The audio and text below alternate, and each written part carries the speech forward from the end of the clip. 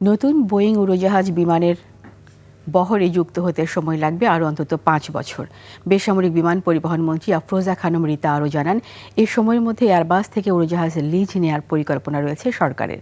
রাজধানীতে বেসামরিক বিমান চলাচল মহাপরিকল্পনার শিরোনামে কর্মশালা উদ্বোধন শেষে এসব কথা জানান মন্ত্রী।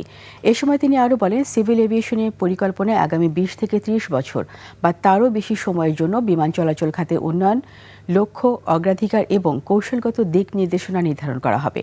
এর আওতায় বিমানবন্দরে অবকাঠামো উন্নয়ন, এয়ার নেভিগেশন সেবার আধুনিকায়ন, দক্ষ মানব সম্পদ গড়ে তোলা এবং আন্তর্জাতিক মানের সঙ্গে সামঞ্জস্যপূর্ণ প্রযুক্তি নির্ভর উন্নয়ন পরিকল্পনা প্রণয়ন করা সম্ভব হবে।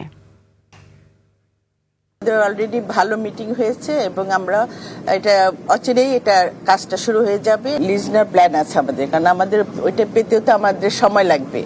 সে ৫ বছরের মতন টাইম পিরিয়ড আছে, সেই ৫ বছরটা কাভার দেওয়ার জন্য আমরা লিজে যাব। এবার প্ল্যানিং চলছে, এখনো কোনো ফাইনাল ডিসিশন আসে না, আমরা এটা নিয়ে প্ল্যানিং করছি।